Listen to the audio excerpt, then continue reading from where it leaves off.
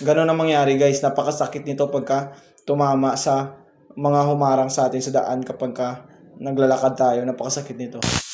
Yan. Sulit na sulit, di ba? Ganun yung safety guys kapag meron kayo nito.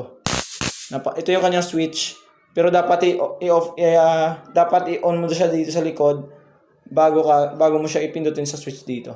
Tapos ibaba niyo din to bago niyo papaganahin yung kanyang electric dito. Yan. Napakasakit yan guys. Huwag niyo subukan sa sarili niyo kapag nakabili kayo nito. So ayan. Kapag flashlight naman ang gamitin natin guys, i-off muna natin yung sa kanyang electric dito. I-off muna natin sa likuran. Yan, na-off na natin. Punta na tayo dito sa switch niya.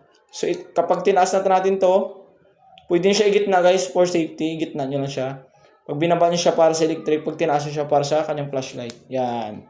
Napakaliwanag dito ng kanyang flashlight guys. Oh. Abot dun. O yan o. Napakaliwanag din, di ba?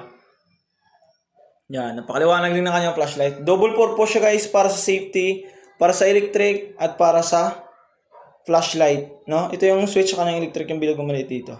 Tapos sa flashlight niya naman sa taas. Pag ginitnan nyo siya, nakapatay na yan. Yan. Sulit na sulit guys. Sa mga gusto nito, so may kasama na yung box pag nang-order kayo. May kasama na siyang box. Tsaka ito yung kanyang charger. Ipakita ko lang sa inyo. May kasama din siyang